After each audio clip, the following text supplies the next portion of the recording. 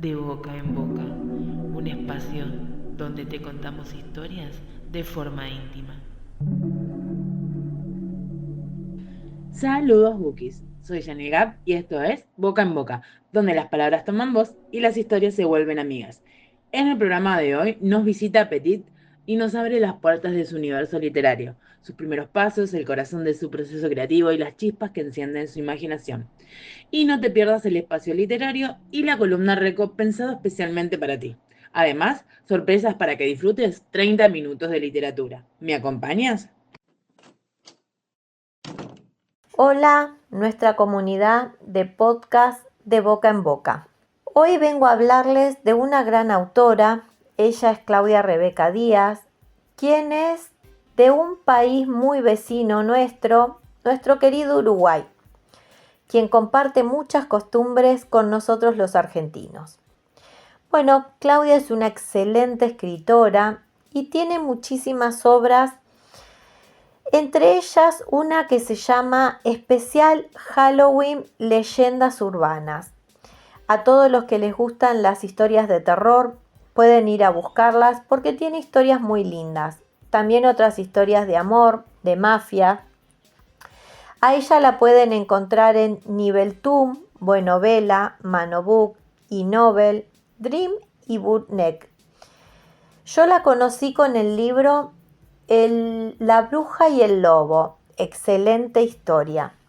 Bueno, hoy les voy a leer la de la noche de Halloween. Era la víspera de Halloween y en un pequeño pueblo en el corazón de México había una leyenda que estaba más viva que nunca. La gente se preparaba para la noche en que los espíritus malignos rondaban la tierra, buscando causar estragos entre los vivos.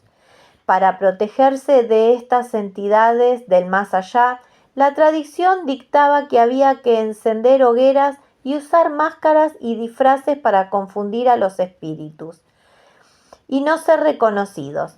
En medio de esa atmósfera cargada de misterio, se encontraba una joven llamada Carla, quien desde pequeña había sentido una conexión especial con lo sobrenatural. Su abuela le había contado historias de fantasmas y demonios desde que era niña. Carla había crecido fascinada por el mundo del oculto.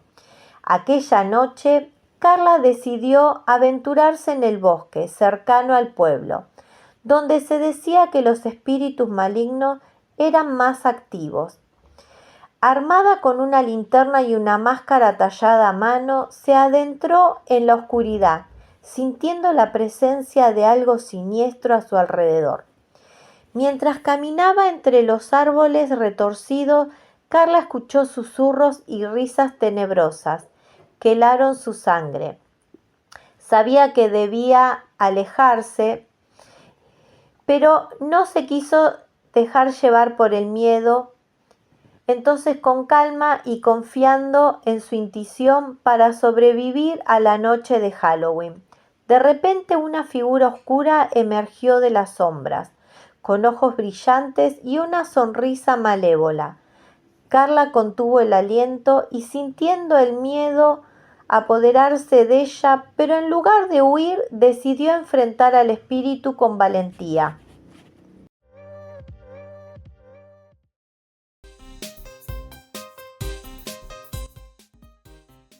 Bienvenida Petit al podcast Boca en Boca. Es un placer contar con tu presencia esta tarde. Espero que pases un bonito momento. Yo con muchas ganas de conocer más de tu novela, Mi pequeña y hermosa mujer, y de ti también, de tu proceso creativo y las inspiraciones que te hacen escribir nuevas novelas. Antes de comenzar con la entrevista, te invito a que le cuentes a nuestros bookies qué género escribes y en dónde pueden encontrar tus obras. Muy buenas tardes, agradecida por la invitación y los felicito por este espacio tan importante para nosotros los autores en proceso de crecimiento. Los géneros que escribo son básicamente romance y algo de romance neto, romance oscuro y temas de mafia, los que más me gustan escribir. Mis novelas las encuentras, el grueso de ellas las vas a encontrar en Dream. Y ahora que estoy escribiendo en otras plataformas como Buenovela, tratando de abrirme un espacio en Booknet. Comencemos la entrevista hablando sobre la evolución de la escritura. Sin duda, a medida que vamos escribiendo como orden totalmente natural, vamos evolucionando como escritores. ¿Cómo sientes que evolucionaste desde el primer borrador con tu novela Mi pequeña y hermosa mujer hasta el momento en que colocaste el punto final definitivo? Mira, la evolución de Petit como autora con esta novela fue como quien dice un salto al vacío, porque la empecé a escribir y no sabía si iba a gustar. ¿Por qué? Porque mis novelas son de las que uno de los protagonistas es una persona de baja talla. Cuando hablamos de baja talla hablamos de personas pequeñas, personas con enanismo. Yo tengo esa condición. Yo simplemente quería evocar lo que era la vida de una persona en mi condición desde el punto de vista romántico. Entonces, yo ese primer borrador lo hice sin conocimiento de lo que era la escritura. Escritura, pero desde el punto de vista de lectura romántica. Yo soy abogado y estoy acostumbrada a escribir un montón, no, porque nosotros los abogados escribimos escritos larguísimos, pero enfocarlo en la parte de la novela era un reto para mí porque no sabía. Me costó mucho, ciertamente, ese inicio. Hasta me decepcioné porque no sabía si iba a ser aceptada. Mi primera publicación de esa novela la hice en Booknet y no tuve receptividad. Me voy en la pandemia buscando donde pudiera publicar una historia, me conseguí con Dream. Allí me aceptaron esta historia. Al principio no tuvo la mejor aceptación, pero después la novela ha ido gustando. Tal es así que tiene una adaptación de audiolibro.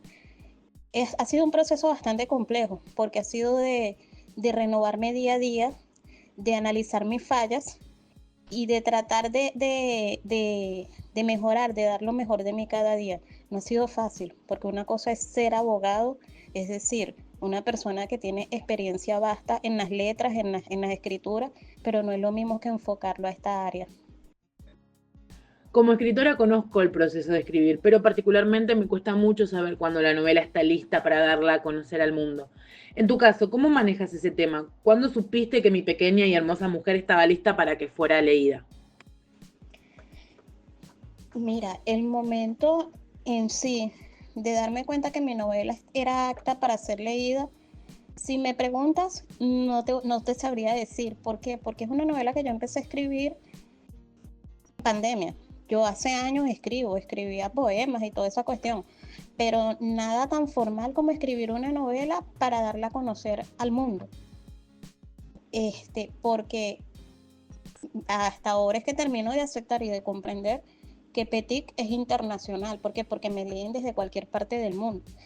Pero darme cuenta en sí cuando la novela estaba apta para ser leída, no lo visualicé. Yo simplemente quería mostrar lo que era mi sentir interno y me lancé a ciegas, como te dije al principio. Esta experiencia, mi primera experiencia fue un salto al vacío. Yo no estaba segura de nada. No estaba segura de si iba a tener aceptación, de si mis personajes pequeños, mis mujeres pequeñas, porque la mayoría son mujeres. Tengo una sola historia donde el protagonista es pequeño y no sabía si iba a tener aceptación, simplemente me lancé, traté de mejorar lo que pude, el tema de la narrativa, la escritura, sobre todo la ortografía. Y o sea, di ese salto al vacío sin analizar consecuencias, pros y contras, nada, nada, nada. O sea, lo hice simplemente apostando a que, aunque sea una o dos personas, pudieran leerme y hacer las críticas que creyeran convenientes. Tuve, como quien dice, demasiada confianza en mí misma. Cada vez más se dibuja encasillar las novelas en un solo género o incluso elegir uno de base y tener otros más. Hay mucho híbrido y género personal, lo cual me parece fantástico, pero es difícil a la hora de saber qué leer. En tu caso, ¿cómo elegiste el romance para enmarcar tu novela Mi pequeña y hermosa mujer y los temas que querías abarcar en la misma? ¿Fue algo que planificaste minuciosamente o bien fluyó a medida que escribías? Primero que nada, mis historias no se basan en un género en específico que esté de moda. Yo soy como quien contracorriente. Por lo general, yo en todos los aspectos de mi vida siempre le llevo la contraria a todo. Y en escritura también ha sido igual. Cuando intento escribir de acuerdo a lo que está en boga, lo que está de moda, no me salen bien los proyectos, no me salen bien. Inclusive en mi propio trabajo profesional no sirvo para seguir reglas.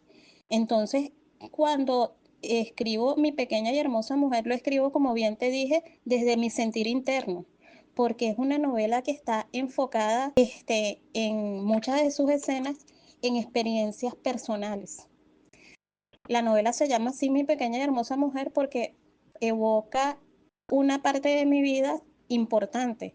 Entonces quise plasmarlo en papel porque fue una parte que me marcó, pero de manera significativa, y quise escribirlo para que alguien pudiera darle el valor que yo le estaba dando a esa situación que vivía en el momento. Entonces, a medida que iba escribiendo, fue que poco a poco fue dándose ¿cómo se llama? Fue que la novela tomó forma. Y era una novela de romance, pero una novela de romance donde había mucho conflicto interno de la protagonista, que básicamente eran los conflictos que yo estaba viviendo para ese entonces. Es una historia que no sigue un patrón definido. Simplemente es algo que yo plasmé allí en base a lo que estaba sintiendo en ese momento. A veces nos encontramos con desafíos literarios que frustran, que nos traban, pero a veces también nos incentivan, nos motivan a seguir. Cuando comenzaste a escribir Mi pequeña y hermosa mujer, ¿con qué personaje que desarrollaste tuviste el mayor desafío al hacerlo y por qué? Con el personaje masculino, con el protagonista. Pues yo no sabía cómo plasmar sentir de un hombre arrogante, egocentrista, enfocado en sí mismo como si fuera el centro del mundo. Entonces, enfocarme en ese personaje, describirlo y plasmar sus emociones, sus sentimientos, su manera de pensar tan egoísta, fue un reto para mí. Fue un reto para mí y ha sido el reto que siempre me he planteado, porque describir, yo soy muy romántica, entonces describir la contrapartida de ese romanticismo, de las personas que son más frías, más mentales, mejor dicho, es un reto. Es un reto que me ha venido persiguiendo, pero que poco a poco lo he venido mejorando, porque nosotros los escritores tenemos que enfocarnos en diferentes personalidades al momento de escribir para hacer nuestras historias más atractivas. Entonces, ha sido una de las partes donde he visto mayor evolución en mi trayectoria como autora. Para continuar con la línea de desarrollo de tu novela, Mi pequeña y hermosa mujer, ¿hubo alguna escena que agregaste que no tenías pensado en un inicio y dudaste en dejarla, pero al final decidiste conservarla porque fue clave en la historia? Sí, hubo una escena que fue bastante fuerte, que fue la parte sexual, la parte de la intimidad entre los protagonistas, pero no fue una intimidad la típica con las flores, el lugar romántico, no, fue una cuestión así como algo grotesco y dudé en dejarla. Lo pensé muchísimo. Yo había venido leyendo historias en Booknet, porque ahí fue donde yo empecé a leer, y muchas de esas historias me di cuenta, la mayoría de las historias que tenían más lecturas, eran historias que tenían esa parte sexual desarrollada. Entonces yo decía, ay Dios mío, ¿qué va a pensar la gente de mí si yo dejo esta escena? Porque es una escena bastante fuerte y muy atípica de mí como persona. Entonces fue como un reto dejarla, y al día de hoy yo digo, si alguien que me conoce personalmente leyera esto y me lo haría saber, yo me llenaría de vergüenza, pero no es vergüenza porque estuviera haciendo algo mal, sino por plasmar ese tipo de escena en esa historia. Y como bien te dije, como es una historia que evoca una parte de mí, entonces en aquel momento yo decía que van a pensar de mí. Ahorita, ya con el tiempo, no es que no me afecte, porque bueno, en realidad no me afecta, pero sí me da cierta incomodidad todavía. Desde la llegada del vasto mundo digital e Internet, se comenzaron a desarrollar formatos diferentes para contar una historia. Muchos ya existían, pero evolucionaron a uno nuevo, como por ejemplo los podcasts, los audiolibros, los videos, muy diferentes formatos que son posibles en la autopublicación. ¿Has experimentado alguno de estos? Si es que aún no lo haces, ¿con cuál te gustaría comenzar en un futuro? Sí, yo tuve la experiencia de aceptar la adaptación de esta novela Mi pequeña y hermosa mujer a la versión de audiolibros que ofrece Dream dentro de su catálogo de formas de acceder a las historias de los autores que firmamos contratos con ellos. Sin embargo, me gustaría fuera de esta plataforma poder algún día eh, tener mi historia, que es la que no la coloqué, no la resalté aquí, pero es otra de las historias que también marcó mi camino como autora, que es La pequeña abogada del mafioso. Me gustaría que esa historia en algún momento pudiera ser considerada para ser reproducida en video, o como quien dice, llevarla a la pantalla grande, porque estimo que es una historia que es única. ¿Por qué? Porque la protagonista es una mujer pequeña. Y es una historia que salta lo cotidiano porque ella es la versión atípica de la debilidad de un mafioso. Por lo general, ellos se enfocan en mujeres altas, esbeltas, perfectas, modelos, en fin. Y mi protagonista es todo lo contrario a lo que se espera de la mujer que va a ser la compañera en toda esa historia del líder de una organización criminal. Entonces, aquí o sea, siempre que escribí esa historia la escribí con mucha emoción, también sin saber que iba a pegar en el gusto de las lectoras de Dream. Esa novela está publicada nada más que allí en esa plataforma. Pero más adelante, si pudiera hacerle adaptaciones para ser publicada en otra plataforma y que pueda ser considerada, vuelvo y repito, en video. A los autores autopublicados la modalidad nos permite conectar con diversos perfiles de freelancers, personas independientes que crean correcciones, portadas de libro, diseños, entre otras muchas cosas que se necesitan para tener una obra acabada y legible. En tu caso, ¿cómo ha sido trabajar con otros colaboradores independientes? Mira, la experiencia que tuve de trabajar con otros trabajadores independientes, freelancers, la única que he tenido, así como más directa, no me dejó muy buena experiencia, porque no me dejó el gusto, no tomaron la idea que yo quería para lo que quería en ese momento. Eso más que todo desde el punto de vista publicitario de mis historias y de mi condición de autora. Ahora, respecto a las historias, las portadas y toda esa cuestión, correcciones, no he tenido una experiencia como tal. Hasta ahora es que vengo a plantearme la posibilidad de ver si puedo crear una historia y publicarla en físico.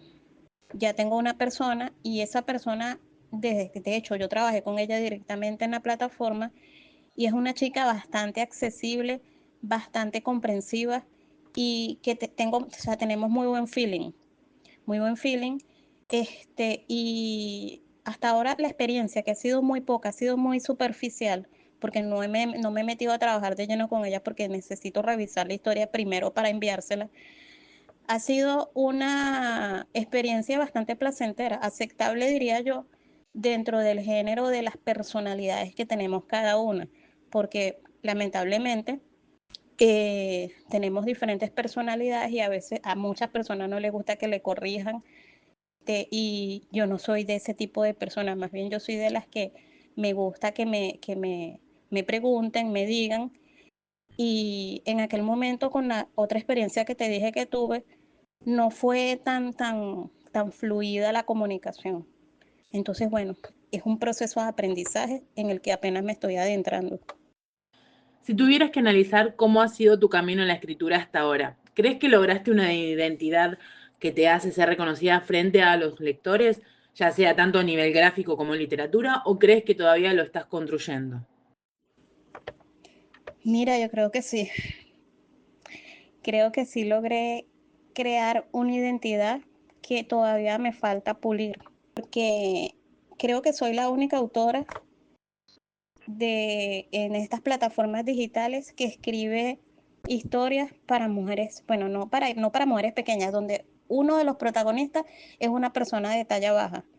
Entonces, me he identificado mucho con ese tipo de personas y de hecho, el seudónimo con el que me identifico, que es Petit, es básicamente pequeño, o sea, significa pequeño y es porque por mi condición, en la condición de la autora y por la condición de algunos de los personajes intervinientes en estas obras. Tengo varias historias que no incluyo este tipo de personajes, sin embargo, ahora que comencé a escribir en Buenovela, una plataforma bastante importante en cuanto a la cantidad de lectores, quiero publicar mi primera historia con personajes con estas características allí. Sin embargo, necesito pulir bien más o menos la personalidad del personaje, porque esa es otra cuestión. No escribo a cualquier tipo de persona, perdón, no evoco a cualquier personaje dentro de esta característica. Aquí sí soy un poquito más formal y más pensativa, más, sí, de mucho pensar al momento de escribir un personaje que va a participar en la historia que vaya a comenzar a escribir. Entonces sí he construido una identidad y creo que me identifican. Hablar de Petit es hablar de algún protagonista de talla baja. Hay un debate que creo interesante hablar, sobre todo cuando los autores escriben en plataformas de lectoescritura, que es ese versus entre escribir bien y vender mucho, como si lo uno no se pudiera dar sin el otro, siendo lo que vendible no es bueno por ser popular y lo que es sublime es la mayor parte del tiempo está invisibilizado. ¿Qué opinión te merece? ¿Crees que es así o es más leyenda que realidad? Pensándolo bien, bueno, ni siquiera pensándolo, no hay que pensarlo mucho, simplemente hay que detenerse a leer unas cuantas historias populares en algunas plataformas y darte cuenta que lo que importa es el contenido y no la forma, porque he visto historias que son poco aceptables, por no darle algún nombre que desmerite al autor y la calidad de su trabajo, pero son poco aceptables desde el punto de vista las personas que han estudiado literatura y todos esos temas de ortografía. Son historias que dejan mucho que desear desde ese punto de vista y por lo menos a mí me desmotivan. Y yo, o sea, te puedo decir que no soy una escritora famosa porque no lo soy, pero es porque no me apego, como bien dije anteriormente, no me apego al género, al género de lo que está, de escribir lo que está de moda y siempre trato de corregir la parte estética, en cuanto al uso de los signos de puntuación, la ortografía, para darle a mis lectores una historia de calidad. Entonces, he venido a comprender que muchas veces en estas plataformas de lectoescritura, lo que vende es lo que está de moda, no importa cómo lo plasmes allí, pero simplemente que sea emocionante y que esté de moda las lectoras. Entonces, muchas veces es algo que desmotiva, por lo menos yo me he encontrado que a veces he deseado no seguir escribiendo, no en estas plataformas digitales, sin embargo, luego entiendo que es parte del proceso, pero sí, esto no es un mito. No importa cómo escribas ni lo que escribas, siempre y cuando sea del gusto de las lectoras. Es muy triste. Para distensionar un poco la incomodidad que puede ocasionar la última pregunta, te invito a que nos sumerjamos en la sección random, que por cierto es mi favorita. Preguntas aleatorias para conocer qué hay detrás de Petit, la autora. Y la primera tiene que ver con gustos alimenticios. ¿Tienes algún snack, golosina o bebida que creas imprescindible a la hora de sentarte a escribir? Soy adicta al café. No soy de golosinas. Cuando mucho, el chocolate. Y por la misma situación país, vivo en Venezuela, soy autora venezolana y viviendo del día a día prácticamente, no es fácil tener esa debilidad, lo que es el chocolate, a nuestro lado siempre. Sin embargo, cada cierto tiempo procuro tener una tableta por aquí cerca, bueno, siempre y cuando mi hijo no la descubra. Pero básicamente es el café. Tengo una debilidad horrible por el café, no he podido dejarlo. Y me ha ayudado mucho en este proceso de sentarme a escribir, es mi fiel acompañante. De resto, solamente esto. El café, bueno, y la música.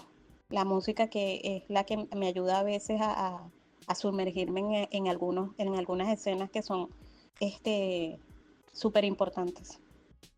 Los mimos al alma, sin importar si son uno o cientos, es en parte el motor que te permite seguir escribiendo. ¿Recuerdas algún cumplido que te haya marcado tanto que incluso hoy día te saque una sonrisa? Sí, han sido varios, sobre todo con esta historia, Mi pequeña y hermosa mujer, y las otras historias que he escrito,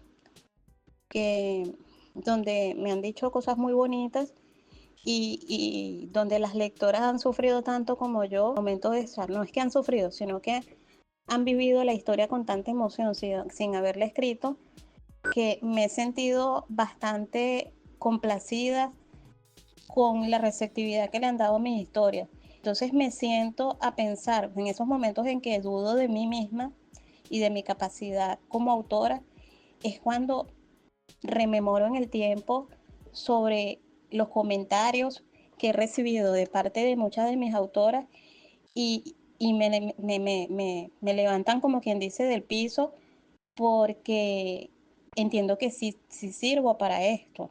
Sí sirvo para esto y me animan a continuar. Yo he recibido muchos elogios de lectoras, y cuando yo pensaba que mis historias no iban a pegar, o sea, no iban a calar dentro del gusto de las lectoras. ¿Por qué? Porque es por lo mismo que he venido diciendo, de que por ser mis personajes, mujeres pequeñas, mujeres que son estéticamente inaceptables al gusto de la mayoría de las personas, porque no entramos dentro del prototipo de mujer ideal, entonces ver cómo mis lectoras valoran esas historias me anima mucho a seguir, mucho. Entonces, obviamente que sí, las recuerdo y, y me emociono con ello. Pero en específico ahorita, en este momento que estoy algo nerviosa, no recuerdo un elogio en específico.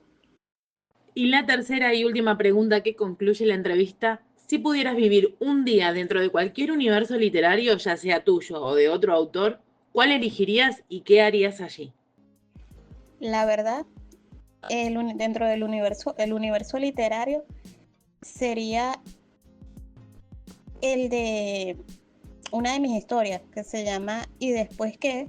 Que es donde la protagonista es una chica de baja talla que ella se convierte en la otra, es decir, la amante de un mafioso. Y al final ellos quedan juntos, pero todo el proceso de sufrimiento de la chica es producto, o sea, de sus mismas creencias, de las limitaciones que ella misma se impuso, que la llevaron a cometer muchos errores. Parte de mi vida, de lo que estoy viviendo yo ahorita, bueno, no ahorita, que viví en el pasado, son experiencias que vienen de decisiones desacertadas. Entonces, si yo pudiera vivir dentro de uno de esos personajes, sería en el personaje de Adara de la historia ¿Y después qué? Porque tuve la oportunidad de sumergirme en un tipo de relación de esas y la evadí porque no era lo correcto para mí como persona ni como mujer. Y me negué a vivir una historia de amor que pudo haber sido bonita, pero por los mismos prejuicios no la descarté. Entonces, ese es o sea, si la vida es cuestión de riesgos, me gustaría evocar esa historia, vivirla. Petit, fue un placer entrevistarte en el día de hoy. He pasado un momento muy bonito conociéndote a ti y nos haya contado sobre mi pequeña y hermosa mujer. Espero que la hayas pasado genial y te lleves un grato recuerdo. Pero antes de despedirnos, te invito a que le recuerdes a los bookies dónde pueden encontrar tus obras y si gustas también invitarlos a tus redes para que te sigan y descubran más novelas tuyas. El micrófono es todo tuyo. Agradecida por esta primera experiencia, porque es la primera entrevista que me hacen, estoy hasta emocionada. Nunca en mi trayectoria me habían entrevistado. De hecho, estaba demasiado asustada porque pensé que la dinámica iba a ser distinta. Yo sufro de miedo escénico, pensé que iba a ser con la cámara activada, entonces ahí sí que la situación se me iba como a complicar un poquitico, porque me da como mucha pena, pero creo que es normal en estos procesos. Y nada, de verdad que me sentí súper complacida, gracias por el apoyo, gracias por, o sea, más bien es algo que fue así como relajado, un chat con una vieja amiga que tenía tiempo que no hablaba y le estaba contando parte de mi trayectoria. Espero que les haya gustado saber un poco de mí y bueno, les invito a seguirme en mis redes sociales, en Facebook estoy como Petit Autora. En Instagram estoy como autora Yuraime Echenique y en TikTok como Petit. Mis historias las pueden encontrar en Dream, en Buenovela y ahora en Booknet, que tengo una sola historia. En Buenovela apenas tengo 2 historias y en Dream, bueno, tengo como que son 18 o 20 historias escritas y, o sea, publicadas allí. Así que, y bueno, seguiré escribiendo porque sigo escribiendo. Espero que me sigan por allá y si pueden me recuerden, mira, yo soy una de las personas que escuchó tu entrevista y por eso te seguí. Un millonzote de gracias nuevamente por la oportunidad. Dios lo bendiga y les felicito por este espacio.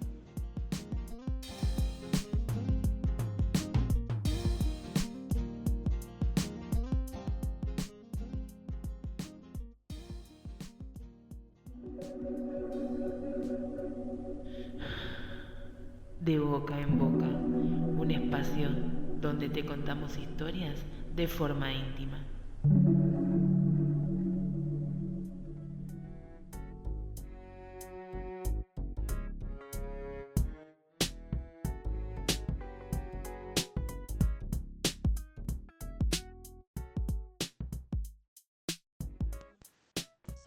No tengas miedo de los monstruos, búscalos. Stephen King.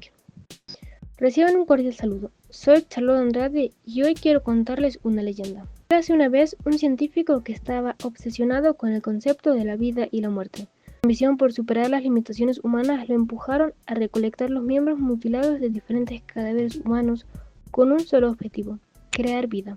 Así nació su más terrorífica creación. Una criatura de enorme tamaño y piel amarillenta, que aún estando de pie, caminando y moviéndose, parecía estar muerta. Sus ojos blancos estaban desprovistos de vida, no había un alma que brillara en su interior. El científico, horrorizado por su macabra apariencia y consumado por la culpa del monstruo al que había dado vida, decide huir abandonándolo. La criatura, aún sin tener alma, es capaz de sentir el desprecio, no solamente de su creador, sino del resto de la sociedad que le teme despavorida. Motivado por el rechazo y la soledad, la criatura avanza por la ciudad dejando una secuela de destrucción y muerte, a la que no dará tregua hasta no haberse encontrado con su creador, obligándolo a encarar las consecuencias de su codicia. Sabía que él era un monstruo, Victor Frankenstein, su creador. Esta es una de las novelas más enigmáticas del género gótico, publicada por Mary Shelley en 1818. Y es además un ejemplo de cómo la literatura ha sido forjada por autores que, a menudo, han enfrentado sus propios demonios. La novela El monstruo de Frankenstein es una obra maestra que explora temas como el rechazo y la soledad, emociones que no fueron ajenas a la autora, quien en 1814 padeció un episodio de rechazo social a causa de la unión libre que mantenía con su pareja sentimental, Bertie Biche. Las críticas y el prejuicio establecido por la sociedad los obligaron al exilio, dejando atrás su vida en Inglaterra. Por otra parte, la novela también ahonda la búsqueda de poder sobre la vida y la muerte, un poder que el autor intentó poseer conservando el corazón de su esposo luego de que éste perdiera la vida en un naufragio. Aunque en un sentido literal no involucra la creación o manipulación de partes humanas, sí refleja una preocupación por preservar la esencia de alguien que ha muerto. La empatía que desarrolla el personaje de la criatura en el clásico de las novelas de terror puede estar mediada por su propia necesidad de comprensión y compañía. Otro de los escritores más destacados en la invención de leyendas es Edgar Allan Poe. Considerado el maestro del horror gótico, sus obras son una alegoría a su propia vida, marcada por la tragedia y el dolor. Desde niño escuchó historias sobre zombies, fantasmas y magia negra. También era un ávido lector de los cuentos de terror. Muchos especulan que su mente estaba atrapada en un mundo de sombras similar a los personajes de sus historias. Su poema El Cuervo es un claro ejemplo de cómo un simple encuentro con lo sobrenatural puede desatar una serie de eventos que llevan a la locura. Poe, según detallan algunas fuentes, se dice que se inspiró en la muerte de su esposa Virginia para crear su atmósfera de desesperación y pérdida. Una anécdota inquietante sobre Poe es que en una ocasión fue encontrado vagando por las calles de Baltimore, desorientado y en un estado de delirio días antes de su muerte. Su legado en la invención de relatos de terror inspiró más tarde a nuevos forzados de la pluma, como es el caso de H. P. Lovecraft, el maestro del horror cósmico. Era conocido por su profunda ansiedad y su temor a lo desconocido. En su juventud, experimentó episodios de insomnio y alucinaciones que lo llevaron a explorar la locura en su escritura. Se dice que en una de sus noches de insomnio tuvo una visión aterradora de criaturas de otros mundos, lo que inspiró su famoso relato La llamada de Hulhu. La idea de seres antiguos y poderosos que acechan en las sombras de la realidad se convirtió en un tema recurrente en su obra, reflejando su propio miedo a lo que no podía comprender. Era un soñador del miedo, pues algunas de sus obras más célebres fueron inspiradas por sus repetidas pesadillas y la llamada parálisis del sueño cuando despertaba en medio de la noche sintiéndose inmovilizado y muchas veces atemorizado ante una presencia que no podía explicar. Por razones como estas, podemos decir que la literatura fue y sigue siendo el espejo que mejor refleja la condición humana, no solo la belleza del mundo, sino también sus fantasmas. En este contexto, los miedos y fobias de los escritores han jugado un papel fundamental en la creación de sus obras. A menudo, estos temores se convierten en la chispa que enciende la imaginación, llevando a los autores a explorar los rincones más oscuros de la psique humana y a plasmar sus inquietudes en sus escritos. Con la última línea escrita, cerramos este capítulo literario. Nos vemos en la próxima página de nuestra sección.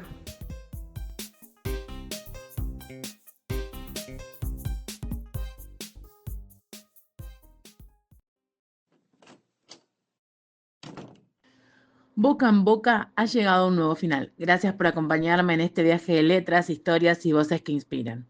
Quiero darle un agradecimiento especial a Petit por abrirnos las puertas a su universo literario. También a Karina Galperini y a Charlotte Andrade por seguir nutriendo este rincón mágico de palabras.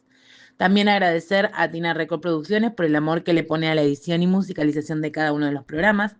Si te gustó este episodio, compártelo, deja tu comentario y síguenos en Instagram, Facebook y TikTok. Recuerda suscribirte a nuestro canal de YouTube y a Spotify. Y si ya eres parte de la comunidad Bookies, sabes que esto recién empieza. Te espero en el próximo episodio con la entrevista a Verónica Franchini. Además, compartiremos a Anne Levinson y Juan Manuel con sus espacios y momentos para sentir la literatura bien cerquita. Desde Boca en Boca, te digo gracias y hasta el próximo podcast.